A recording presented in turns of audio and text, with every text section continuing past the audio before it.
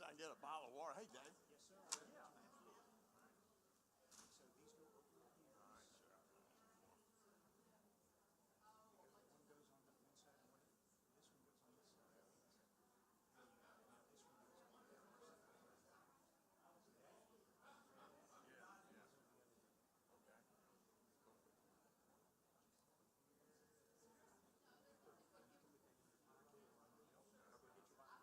right, sir. Because one goes on one side and this one goes on this side. Now this one goes on the other side. That'd be great. What's going on, Kelly? Y'all got business to do. Oh, no, just brief. Hey, brother, what's up, Jim? How are you, young man? Good to see you. I'm great. Yes, sir. I'm living to tell about it. Yeah. Ain't we all? Yes, sir. Right.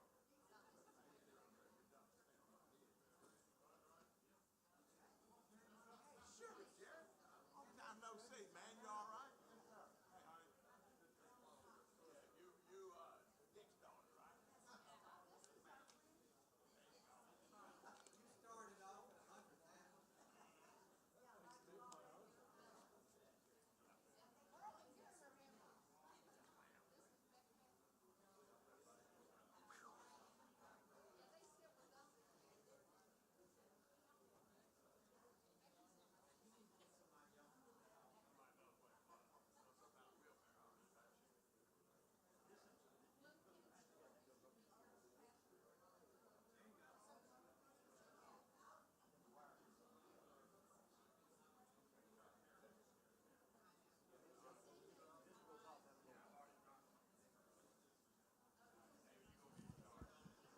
Well, hello, everybody. I want to welcome you to the April version of our Salt Luncheon, and I think you're in for a real treat today. If you'll give me just a couple of minutes to introduce a few folks, I want to first introduce coming up in the back Paul and Nancy Dorman, who are part of the senior adult team. They're the heads of it. And Ken Stewart is our liaison today from Christ Church. And want to welcome all of you, and we'll especially welcome the streamers that are out there. At the end, hopefully we'll have questions from our speaker, and from you for our speaker. And if you do, we're going to pass around the mic, and because the streamers can't hear the question unless you wait for the mic to ask your question, okay? So let me introduce Jack Sammons. Thankfully he showed. I've got a brief thing written about Jack, but I want to say something personally first, and I mentioned this to Allie Prescott, that there are, other than the Fred Smiths and the Abe Plows and the Joe Hydes and the people that have been major, Kimmons Wilsons, the people that have been major of the city, there's a handful of people that have been just extremely important to the city of Memphis. And the fellow that you're going to hear from today, Jack Sammons, is one of those people. And I can't imagine anybody that has a bigger footprint in the success of Memphis, Tennessee than Jack Sammons. And I hope he lives up to that in his talk. All right, let me introduce Jack. Jack is a lifelong Memphian, went to Christian Brothers High School, I know that.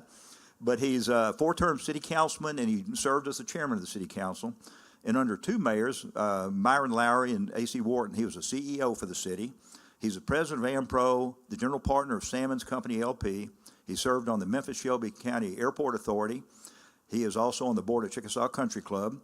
And he's deeply involved in charities. He's general chairman of the youth programs in Memphis. He was on the board of the First Tee. And officially, I'm not sure his exact title, but he's one of the head honchos of the FedEx St. Jude playoff golf tournament, and I'm sure he's going to talk a little bit about that. Wife Jennifer, son Jack Sr., or Jack Jr., excuse me, and daughter Neely. Please give a big salt welcome to Jack Sammons. All right. Thank you, Dick. Does this thing work? Yeah. All right, well, when you're blessed with a big head, it's hard to find one of these things that works appropriately. I feel this, in some ways, this is like coming home. Linda, I was in kindergarten here, Dave, in 1960. Jim, Ella McVeigh was my teacher, okay? And Ella told my parents said, Jack is quite the storyteller, and said, Becky said that, Mrs. McVeigh told my mama, said, the boy, Allie, has a talent for telling stories. She said, but I don't think but 50% of them are true. We just don't know what 50% are true, okay? Well, that hadn't really changed. But when I got here, Laurelwood was not built. Sears was 2 years old or something like that. Laurelwood was a big, yes, it probably ain't gonna work. I might grab that thing, Dick, if that works. Anyway, I've been coming in here a long time, and in 1960, I didn't think I'd get to come back and talk to a group like this, but I'm delighted to be here. Dick asked me to talk about things that I've got my hands in. And let me, as a preface to all this conversation, the sun has long set on my political career. So this is one of the few times that I come to a deal where I'm not asking people to donate money to some politician or something, but I'm not running for anything. But my grandfather taught me about philosophy of life is to leave it better than you found it, okay? And there are a lot of people in this room that have done that their whole lives. And I congratulate you for that, but I want to tell you, the job ain't over yet. We got a lot to do. And so what am I involved in? He mentioned, I asked him not to give me an introduction because I probably owe half you folks money or something, you know. I don't want y'all to think that I'm successful. But anyway, I'm the general chairman of the FedEx St. Jude Championship. That's a whole lot of words. And what does that mean? Well, in 1958, some really nice folks, including the young man that owned the Knickerbocker. People go to Christ Methodist in 1959. After service, they go to Knickerbocker and get them a veal cutlet for $1.20, including dessert and appetizer. My high times have changed. But Vernon Bell and a number of other gentlemen, Joe Trebo and some others that were active in the Memphis community, created a charity called Youth Programs Incorporated. Now, what is that? That's the host organization for the outfit that puts on what many of y'all remember as the old Danny Thomas Classic or the Memphis Open, something like that. Started in 1958. Our very first tournament was won by a fellow named Billy Maxwell. Billy Maxwell won all of $2,500 when he won our first tournament. Today, the caddies carry $2,500 in their wallet, betting on what their boss is going to do on the ninth hole. I mean, it's unbelievable how the world of golf has changed, particularly in the last 2 years. But we'll talk about that in a minute. But I have a propensity or the misfortune of being asked to come in to entities that have the flu, maybe have the COVID for that matter. So I took over the golf tournament about 2 weeks after Sir Alan Stanford and his folks at the Stanford Financial Group were carried away in chains on a MATA bus out of the Crescent Center. I took over the airport right as Delta was packing their bags to leave Memphis. So don't ask me to be the chairman of anything at this church. I'll be selling this thing here before long. I built another Panera Bread over here or something. But with a little bit of tenacity and perseverance, and maybe being too doggone stupid to know any better, we've been able to turn some things around. And what we'll talk about a little later, about where we are as a city, I believe that we can turn things around. Good people have got to lean in, good people have got to do good, and we can all make a difference. So 1958, they had this nice little golf tournament right around the corner at the old Colonial Country Club, where young Dave here was often spotted riding his bicycle up, climbing over the fence during the tournament with his buddy Nick Burgess. And eventually they moved to the new Colonial out at Country wood subdivision in Cordova, and it was a pretty cool deal. Well, then things got tight. Oil prices went up and got more difficult to put on a tournament. They used to have a trailer for their office, and they would run that thing out of the trailer, and then the day after the tournament, they'd pick up all the bleachers and clean up the parking lot. They'd put a padlock on the trailer and say, "We'll see you in 8 months." Now we have a full staff, 12 people that work. They asked me, "How many people work at the tournament?" I was about half of them. So no, we got a good group of young people that are doing a fine job, giving the indication of how things have changed. The current winner this year, I'll give him a check for $3 million. Okay, that's a long way from 2,500. So CBS had the contract, the TV contract, and golf was not, just on an upswing, and they were kind of tightening up on the number of cities and markets that they were going to have golf tournaments that would be broadcast by television. Well, without the television broadcast, it's really difficult to put on a tournament where you're actually paying a cash prize. So out of nowhere comes a young company that Beck worked with for a long time, and that is called, at that time was called Federal Express. They did their first ever sports marketing endeavor, where they put their brand on the golf tournament. They didn't know much about it, but they kind of learned as it went. In 1982, J.O. Patterson was mayor for 20 days. When Y. Chandler resigned to become a judge after Lamar Alexander they cut some kind of deal. You support me and I'll make you a judge. So Wyeth went across the street, became a judge, and the city charter said that the chairman of the city council becomes mayor. He became mayor for 20 days, and that's a very long story, but let's just say he appointed me as a young kid. I was 24 or 5 years old, to the Mid-South Coliseum Board. One of the greatest gigs I ever had, it was, I was young and single, and we had all those great, shows that were coming through. Memphis signed Keith Lee. We had, we went to the Final Four. It was just a wonderful time to be involved. The first gentleman I ever knew that had Alzheimer's, or had heard the word Alzheimer's, was a fellow named Bubba Bland. Bubba was the general manager of the Coliseum when they opened in 1963. They built the Mid-South Coliseum for $4.5 million. They built the Liberty Bowl for $6.5 million. I think the 100th North Main was the same architect. I think it also cost $6.5 million.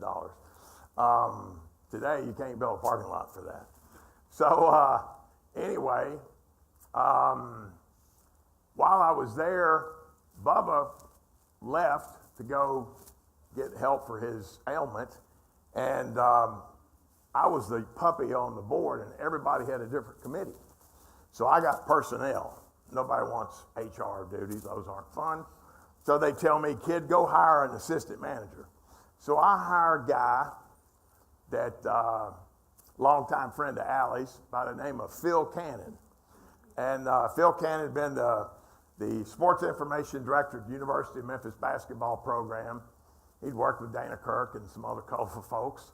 And but just an energetic guy that loved Memphis, and he was really, all upbeat about where we were and where we were headed. Well, vacation time would come.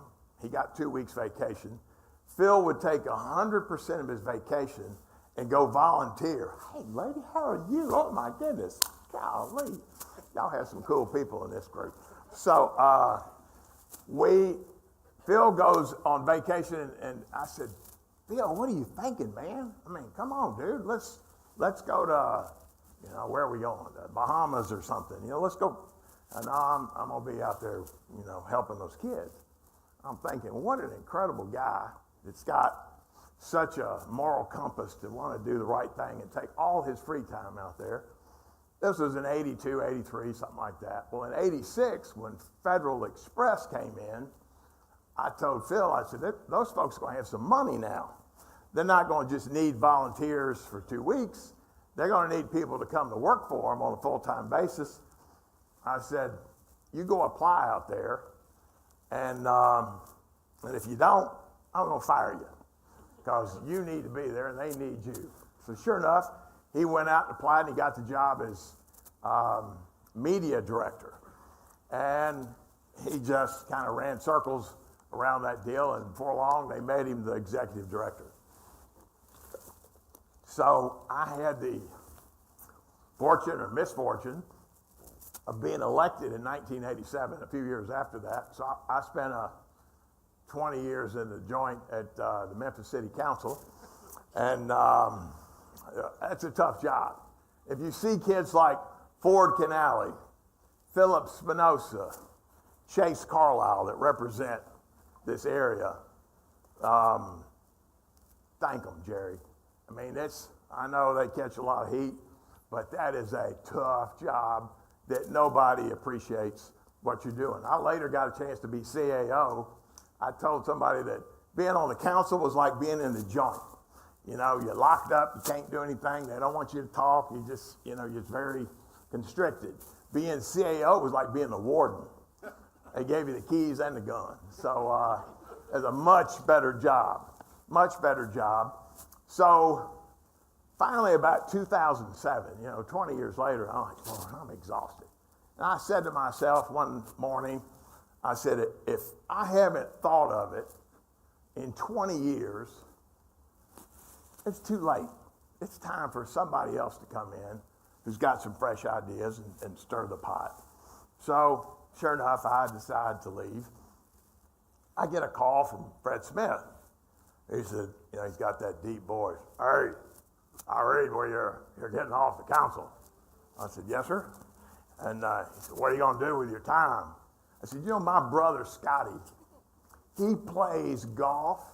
He goes on these cool trips all over the world with his good friends.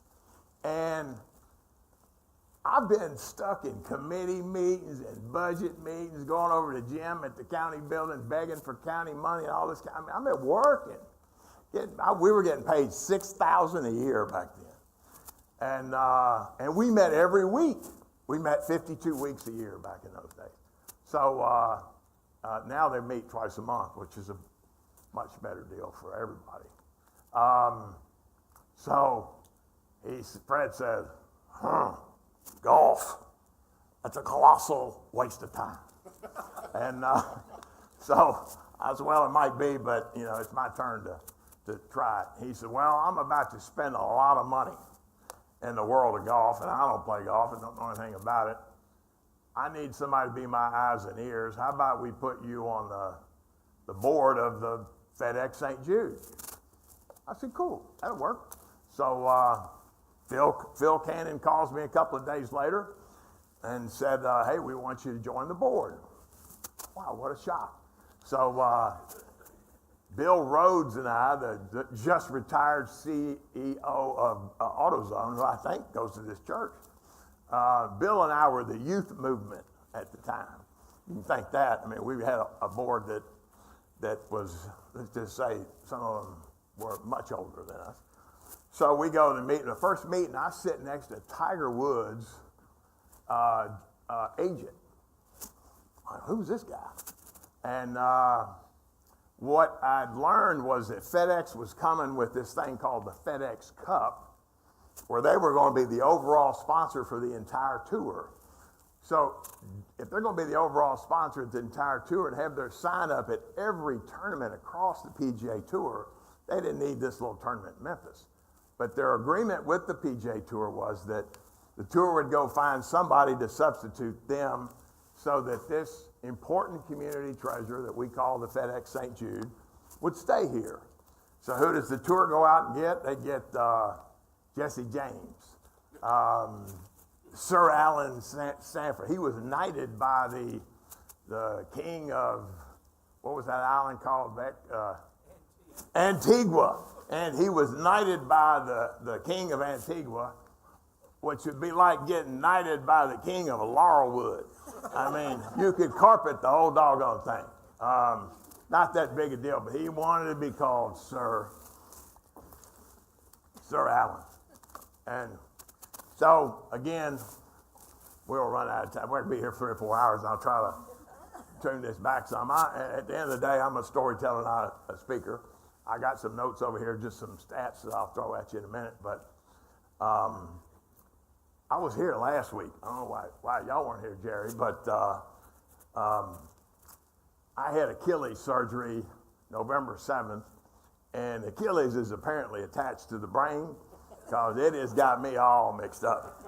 So in preparation for this event today, I arrived a week early, and I was looking for Dick, going, "Dadgum, Dick, you didn't sell a ticket, man. There's not a car out there." There's not, that's a true story. Anyway, they lock up Sir Alan Stanford, and I get a call from the guy who's the commissioner of the PGA Tour, Tim Fincham. And he asked me if I would come back with our board, the youth programs, and take over the tournament. Well, when we thought we were done forever, we took all that money that we had accumulated, several $1 million, and we bonused. They talked so bad about Phil Cannon. I said, "Oh, son, I'm sorry, but you're going to lose your job, but I'm going to take care of you." We gave him a 6-figure bonus, took care of all the employees, knowing that they were going to be fired the next day. They never fired one of them. And they brought in somebody to be Phil's boss. He figured out real fast that Phil knew everything you need to know to run a tournament. So this guy sat in the office and played video slot machines all day while Phil ran the thing. And I mean, just one crazy story after another. So we were broke. We gave away all our money. And we also owned a bunch of land behind Southwind that we had bought for parking. And we deeded that back to St. Jude. We just gave them the land. So here I am, back again, taking over, broke. What's the man said? Had a low-paying job with no hope for advancement. That's kind of where I was. And at the same time, simultaneous to all this, Merrill Lynch files bankruptcy. Lehman Brothers goes out of business. John McCain says that we should postpone the presidential election for 6 months because of the calamity, the financial calamity that's coming. I mean, my timing is perfect, right? So I go to meet at St. Jude. There's an old man named Mr. Shediac, for years was the head of ALSAC, and he had a very colorful vocabulary, say the least. Great guy, though, very effective. He had passed away, and his son was a Washington lawyer, was moving to Memphis, was going to take over. So I go see Rick Shediac, the son, and a fellow named Dave McKee, who was the chief administrative officer of the hospital, who later died in an automobile accident, tragic deal. But I met with them, with Phil Cannon. I said, "Fellas, if y'all want to put on a golf tournament with your name on it in Memphis, Tennessee, this June, I need to borrow, pull something out of there, $2.5 million. They looked me straight in the eye, Dick. They said, "Son, at ALSAC St. Jude, the only kind of bank papers that we have in this building are deposit slips. We don't have any withdrawal slips. I suggest that you go out in that chapel and say a few prayers to St. Jude Thaddeus, the patron saint of lost causes." Lord have mercy. So, St. Jude, patron saint of lost causes, kicks in. He shows up. One day, I look at my door, and in walks Myron Lowry, former Channel 5 reporter who had gotten elected to city council. He comes in. He's now the chairman. He comes in and tells me, he says, "The mayor's quitting. The mayor's leaving. I get to be the mayor." I said, "Myron, you need to get off that crack pipe. Willie Harrington ain't going anywhere, man. He loves that job. He's the king, you know. He said, no, he said, the feds have told him they're going to send him to Maxwell Air Force Base. He ain't going to be flying airplanes down there. He's going to the joint if he doesn't leave. He's going to leave in 48 hours. I said, I tell you what, partner, if NASA calls you, gotta drop this thing, and NASA wants you to fly to the moon, I'm going to go with you, okay? And if Harrington leaves, he wanted me to come and run the business of the city as chief administrative officer. I told my secretary, I said, don't block out anything on my calendar because that will never happen. 48 hours later, I'm standing at the elevator in City Hall, and Bill Drees, reporter, he said, what do you think about the mayor firing the city attorney? I said, what mayor? And we hadn't gone up to the office yet. Myron already fired the city attorney, who was a known idiot, by the way. I mean, this guy couldn't run the first base at Alley's Park downtown. I mean, this guy was really bad. So he got rid of him. And I went up there, and what an opportunity to make a difference. Jim had that job across the street at the county, and being on 20 years on the council, I knew where all the bad guys were.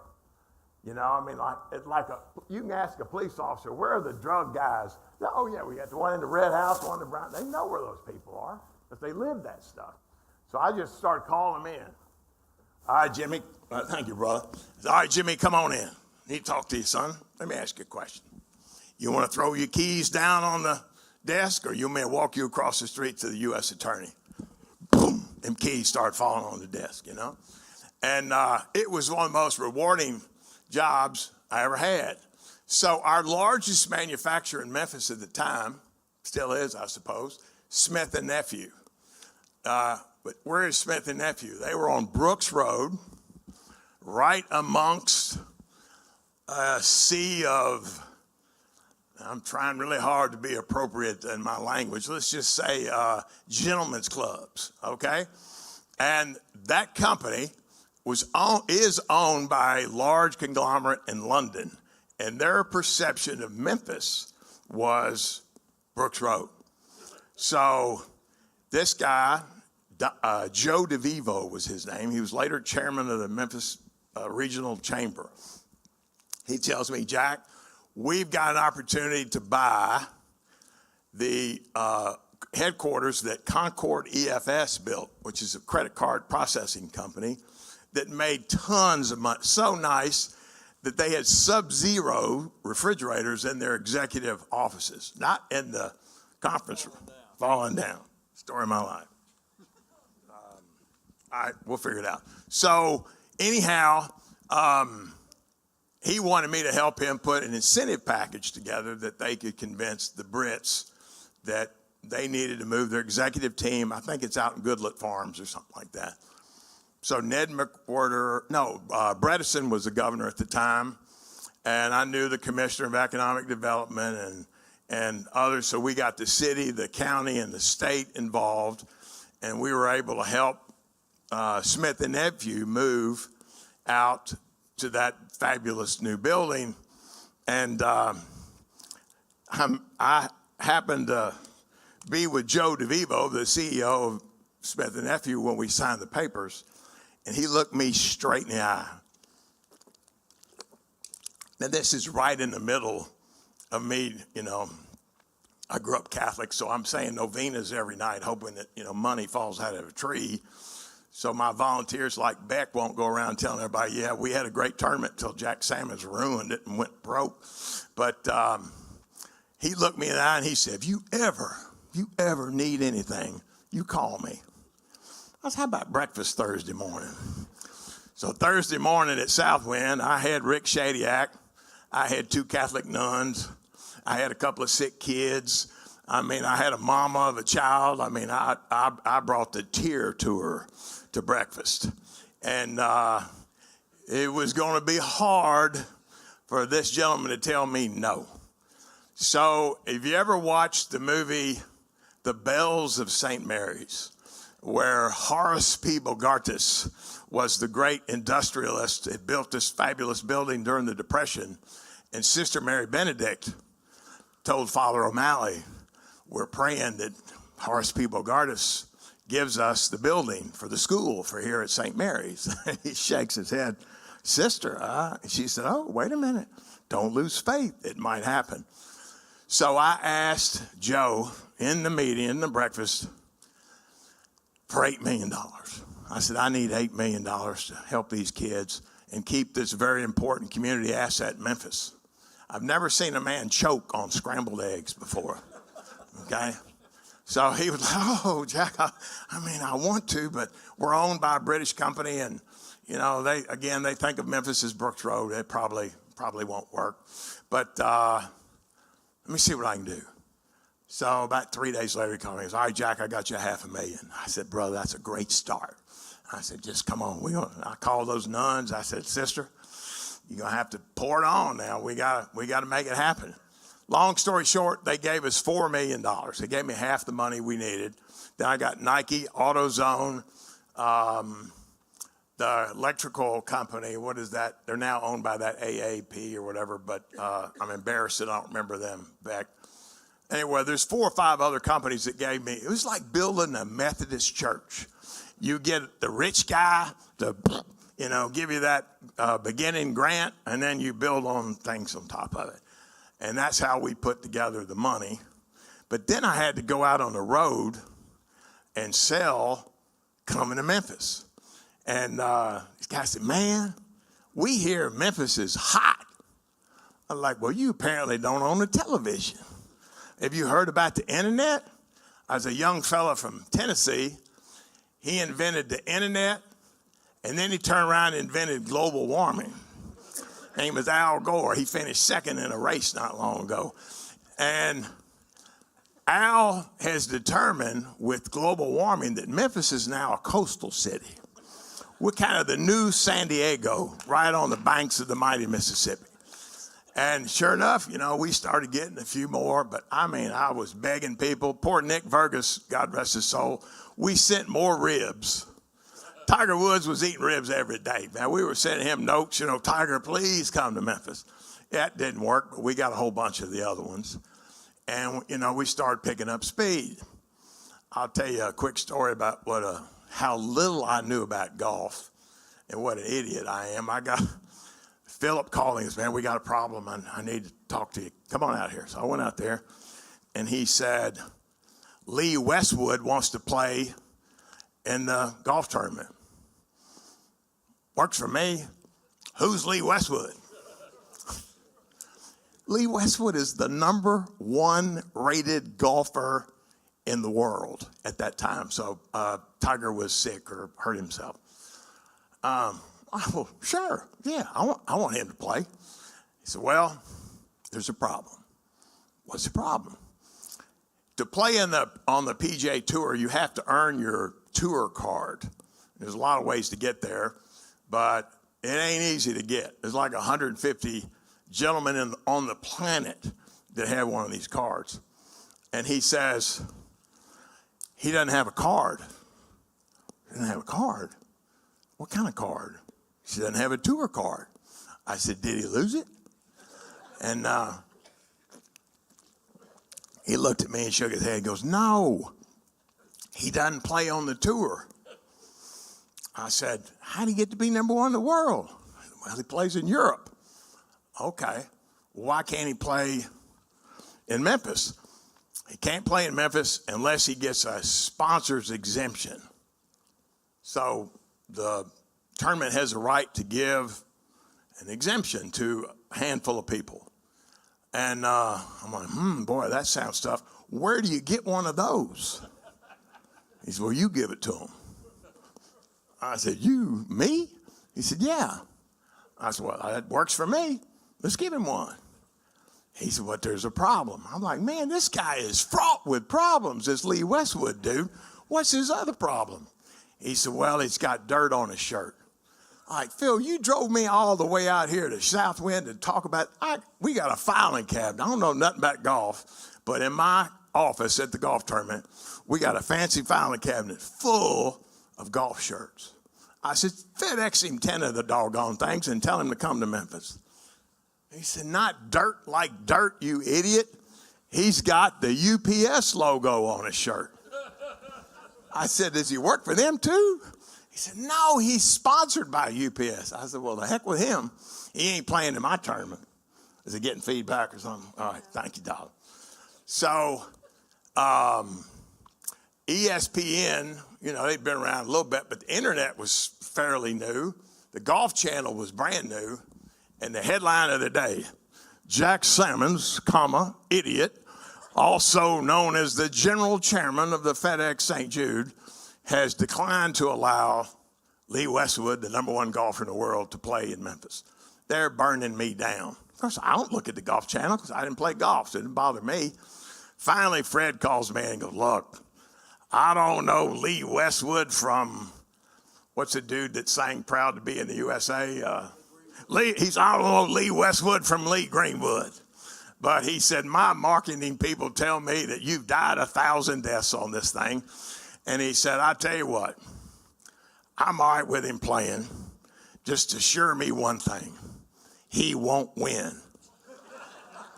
I said, boss, I grew up Catholic. I played a lot of bingo, so I can gamble in my time. I said, there are 156 players, Fred. I'll book the 155 against the one all day long. He ain't gonna win our tournament. I promise you. So, sure enough, on the last group of the day, the leader is ahead by 3 strokes. Number 18 at Southwind is a par 4. You can just about use a wedge and a putter and win the tournament, okay? But along the lines of Tin Cup, my friend Robert Garrigus, he stood up over the ball against the advice of his caddy, who told him not to use the driver. He hits the ball in the water, okay? So 1 in, 1 out, he's now hitting 3. And Lee Westwood was in the locker room. He'd already, zipped up his bag. He's ready to get on the van to get to the airport. And long story short, he ends up in a playoff, Lee Westwood and Robert Garrigus. So Phil Cannon's like, all right, you got to go out here to the playoff. Am I supposed to play? What are you talking about, man? So, come on, idiot, you got to flip the coin. So we go out there and I flip the coin. I'm riding in the cart with a guy named Chubby Chandler, who is Lee Westwood and Rory McIlroy's agent. He weighs in at about 405. Now, I ain't no Twiggy myself, but when we got in that cart, it was leaning this way where Chubby was. We went up and down the hills, and I hate to tell you, but Lee Westwood won the tournament. And I did get the call the next morning from our chairman, who again called me an idiot. Since then, I've taken up golf. I'm no Dave. Dave's probably the best player in the club here in the church, but really good golfer. But I'm enjoying it. I've been to Ireland. I've been, a lot of really places. One of the places I went to, great club in Palm Springs. A friend of mine is a member, and he said, yeah, I'm a member, but I don't belong.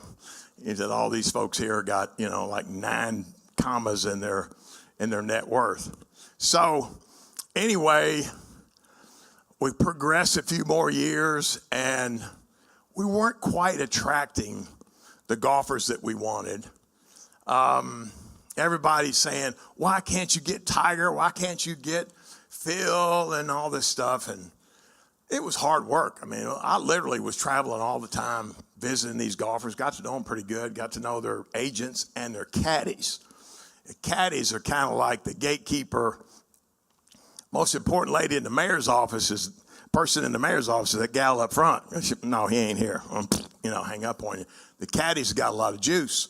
So we started getting a little better. Sunday morning, I'm working I ought to be in church, but I'm working at the golf tournament office. That was my church, I guess. And Phil Cannon's in the office next to me, and we're working on a bunch of stuff. And I Phil screams, ah! He walks up. I said, what's wrong? He said, Phil Mickelson just tweeted. Is that good or bad? What's a tweet? And he said, it's this new thing called Twitter. And he tweeted that he's coming to Memphis. Was he coming to eat barbecue or is he going to play golf, you know? He said, no, he's coming to play in the tournament, you idiot. So sure enough, Phil Mickelson came, and that drew a big crowd, and he came the next year. And, you know, things really got turned around. We went from being broke to having a couple of $1 million. So our aspirations got a little higher. I said, well, probably can't get the Masters to move here, but maybe we can get another one of these big tournaments. It took some salesmanship, but we got the World Golf Championship that had played at Firestone Country Club in Akron, Ohio, I think it is, for years, 50 years or so. That they came to Memphis. And all of a sudden, I didn't have to ask anybody to play. They all wanted to play here because we had such a high prize money. And then the tour decided to do away with World Golf Championships. And I said, well, I want to be part of the FedEx Cup playoffs. So you have a first round, second round, third round. The first round has 70 players, but it's the 1 through 70 in FedEx Cup points. So it's the top 70 golfers in the world get to play in Memphis. So now, you know, they're calling me, man, Jack, I sure hope I get to play. Yeah, I hope you do too, partner. Good luck with that. Yeah, it's been a great turnaround. And we've now, since that great day when Federal Express in those days, now FedEx, decided to be the sponsor, we've raised over $75 million for the hospital. Last year, I think we gave them $8 million, and you know, really, really made a difference.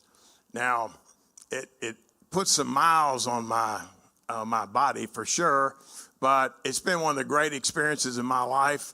I've been able to interact with great people like Beck that have been longtime volunteers that give up their time to go out there and help the kids. We have a thing called Heroes for St. Jude where each volunteer can have a website and ask their friends to give $1 or $100 or whatever.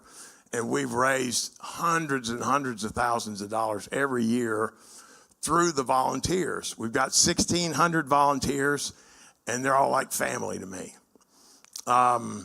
We had one of ours pass away yesterday, and the volunteer on the 10th hole, and you know, it's just like one of my uncles died or something. I mean, I'm so close to these people, and you know, I'm really good at remembering names, but 1,600, that's a task at 68 years old. So some of them I call partner and sugar and that kind of thing. So this year, it's August 14th through 18th.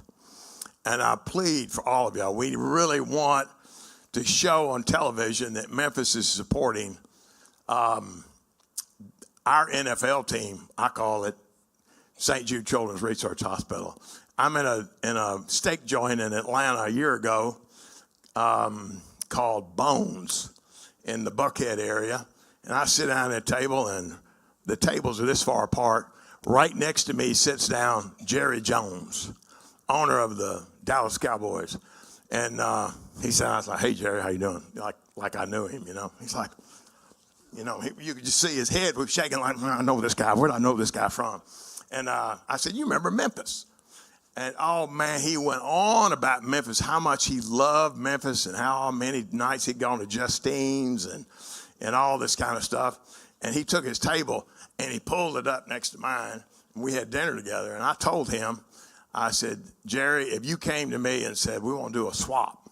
We want to move St. Jude to Dallas. We're going to move the Cowboys to Shelby Farms. I'd say, no, we're going to pass on that one. St. Louis tried to do that to us. Washington University tried to move St. Jude up there. And Danny, you know, he went up and listened to them. But when, you know, as a salesman, I know you got to listen to your customer or your buyer, but you also got to know what their needs are. So they were they're throwing like $2 billion at them. That's a lot of money. I think the city and the county at the time were giving St. Jude $100,000 a piece a year just as a token contribution. But the fellows in what's that college? Washington University, they're going to get $2 billion. But when the last meeting they had on the screen, it said, Washington University, St. Jude Children's Research Hospital. Danny said, oh, no. It's St. Jude Children's Research Hospital, Washington University. He wanted to be top billing. He was an actor, right? He was in showbiz. Showbiz, you want to be an actor. So that's the story about that. We've got a bunch of hats up here.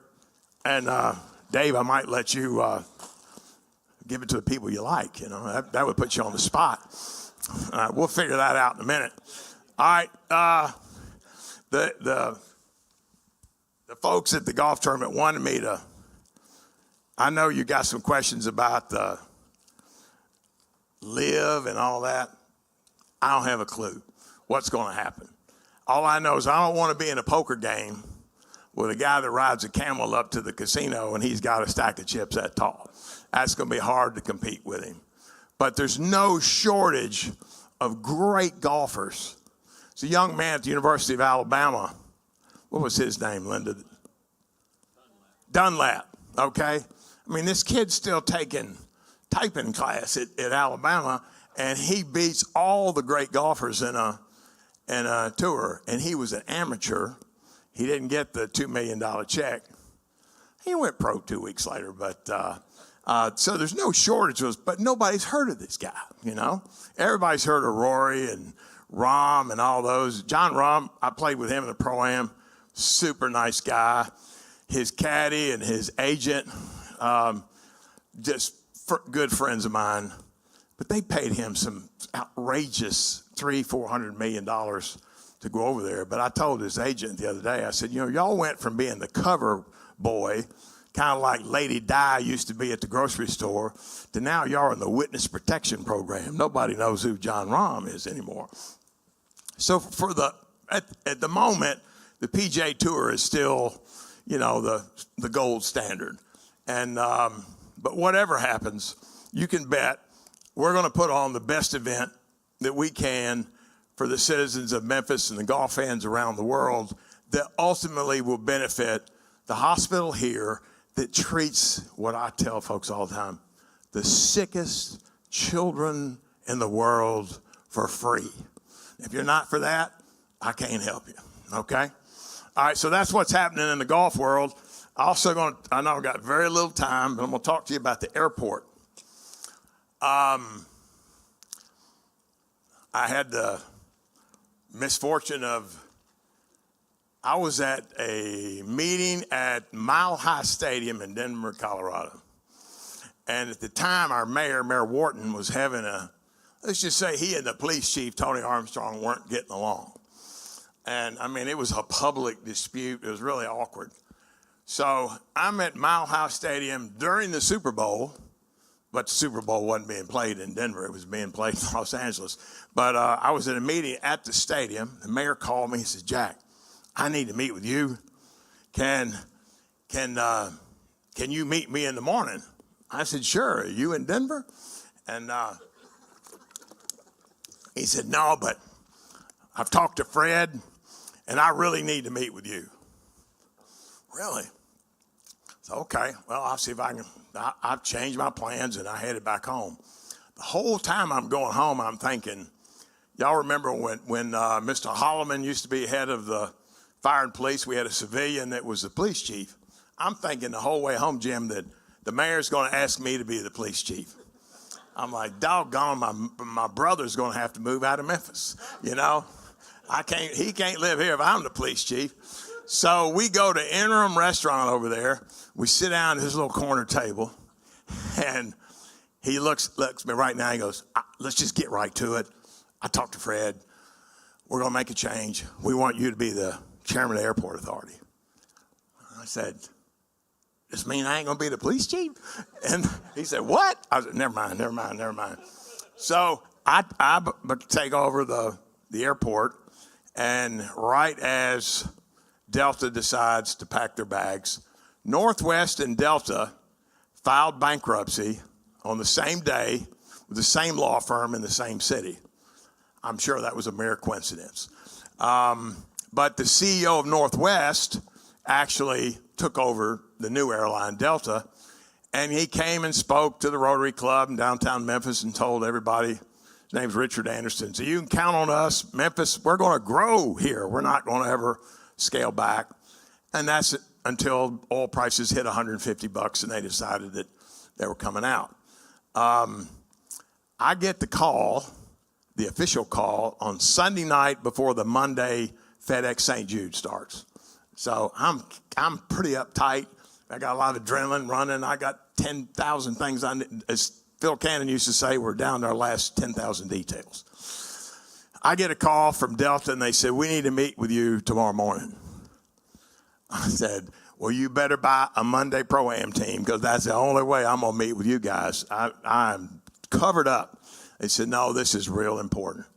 I said, the only way I can meet with you, I'll meet you there at 5 a.m. All right, sir, we'll see you at 5 a.m. Oh, man, this sounds important.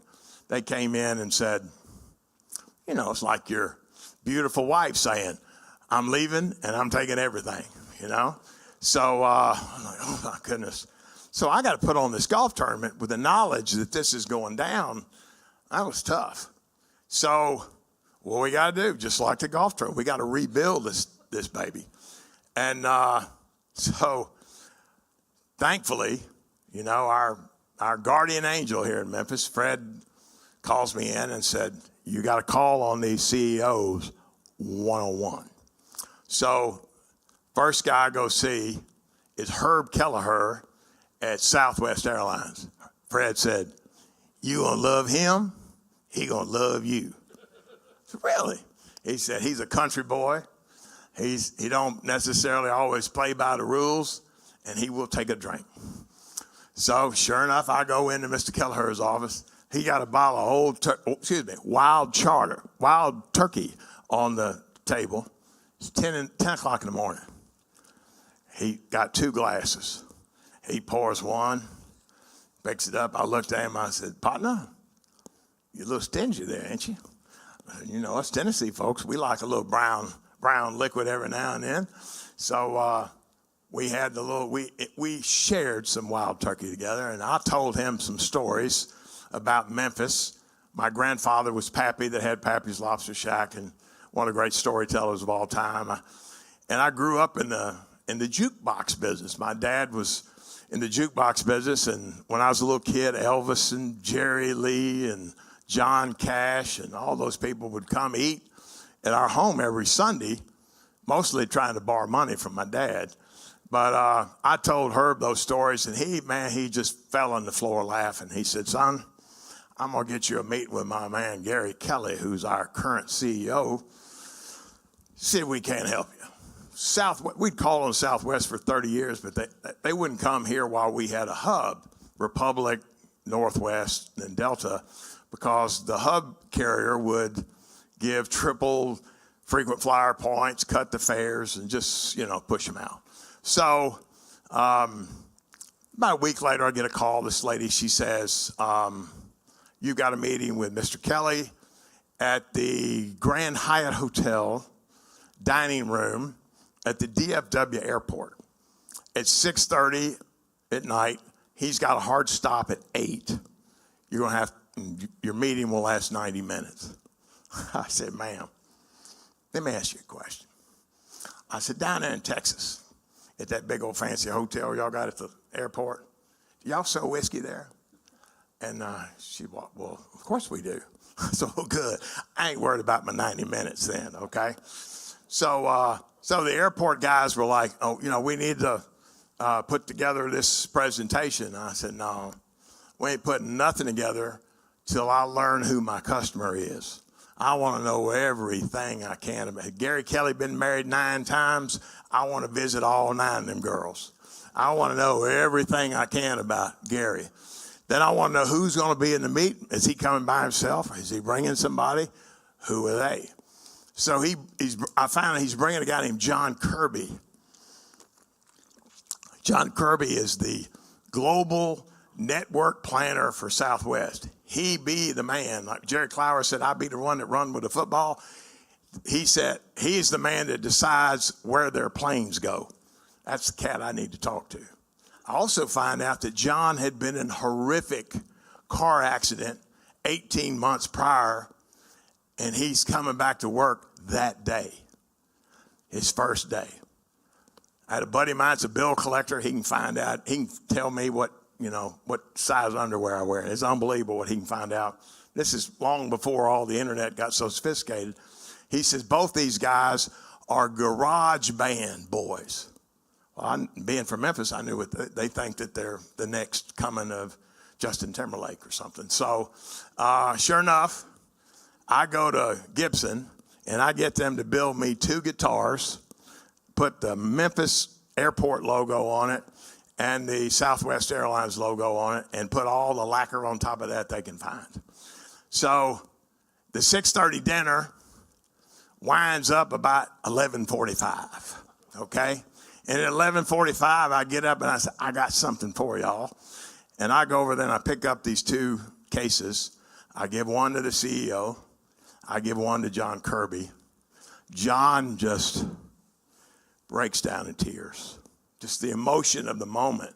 His first day back at the job, some fool from Memphis has brought him a guitar, okay? And it's got his company logo on it. He was so moved emotionally. I mean, it just gave me goosebumps. Gary was just, oh my God, I've always wanted one of these Gibson guitars. How'd you know? I said, well, St. Jude Thaddeus, he looks after us. So 5 days later, I'm getting my hair cut just down the street here. My secretary calls. It's 9 o'clock in the morning. She said, you need to call Southwest right now. A fellow, Ron Ricks, is the general counsel at Southwest. He's called you 3 times since 8 o'clock this morning. Well, doggone. I called him. He said, Mr. Sammons, I don't know what you did, who you talked to, or whatever, but we ain't got any airplanes, but we're going to get you some.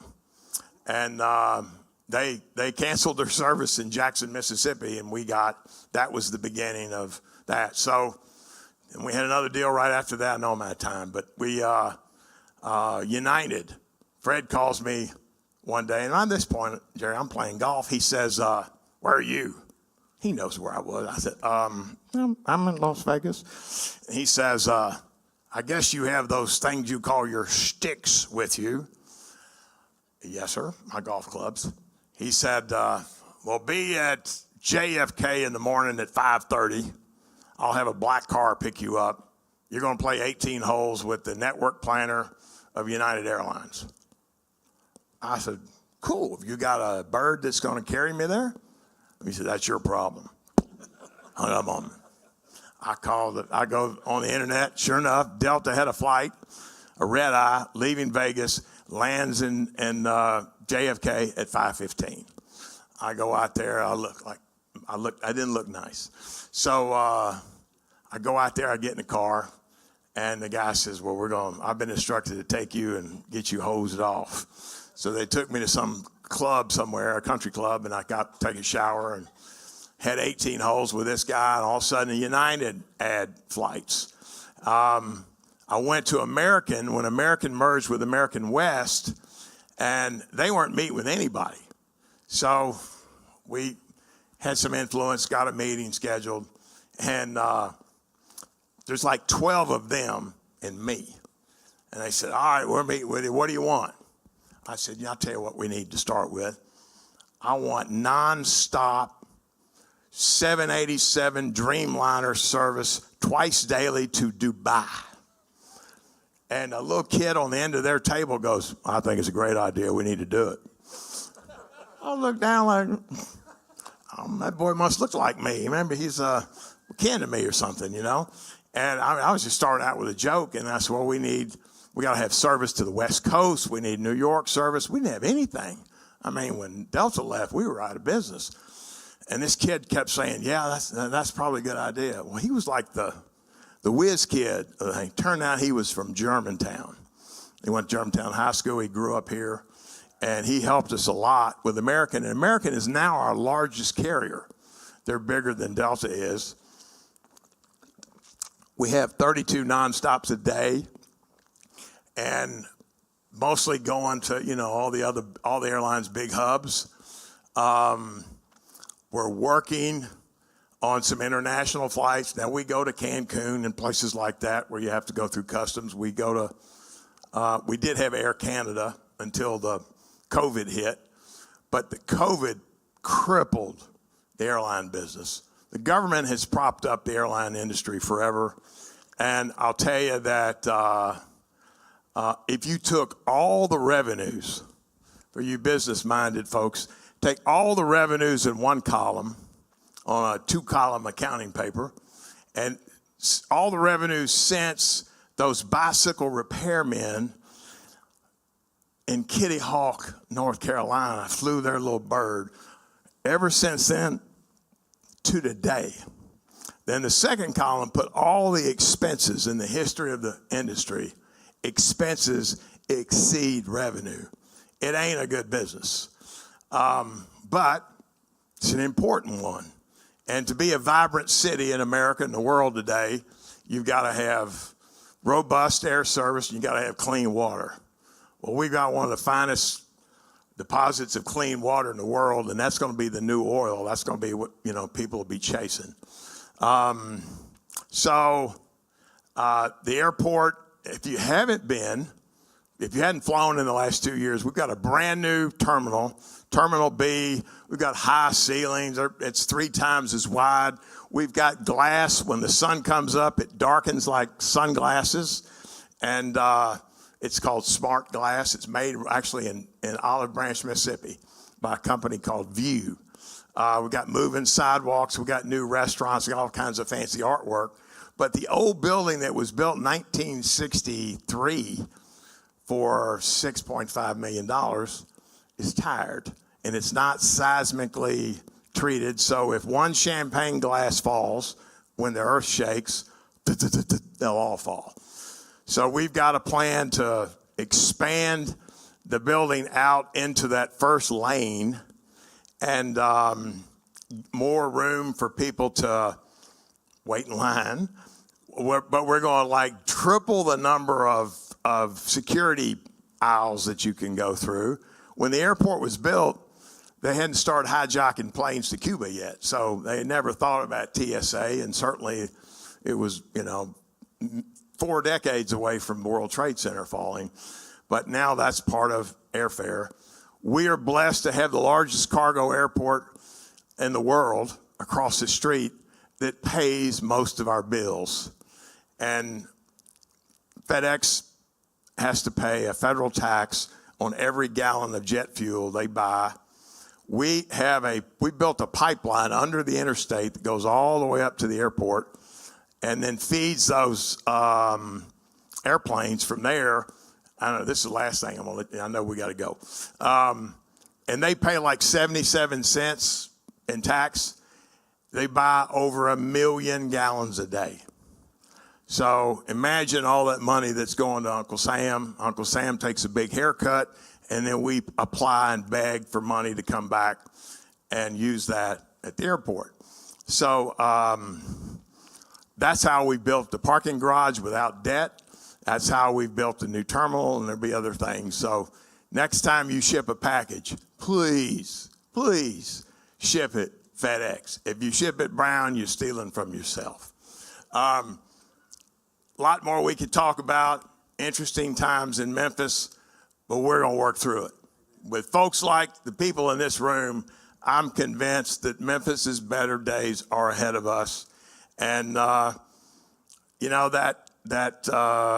movie, It's a Wonderful Life, when St. Peter called on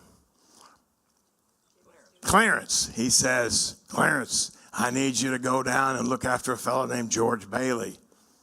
He said, what's wrong with George? Is he sick? He said, no, it's worse than that. He's discouraged.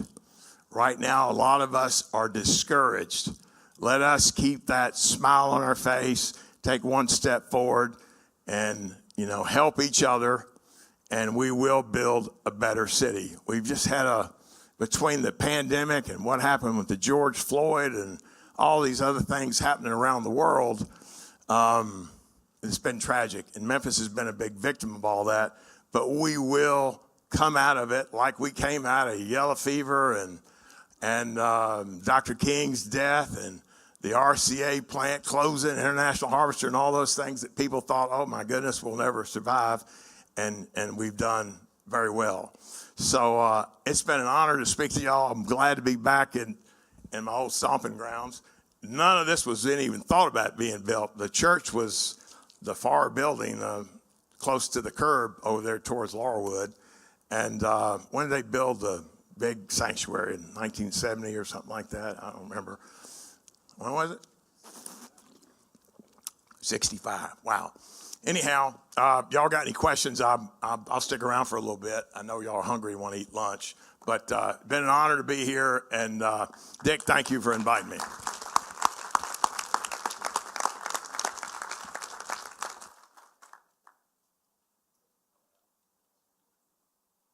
Well, thank you, Jack. It didn't disappoint, not at all.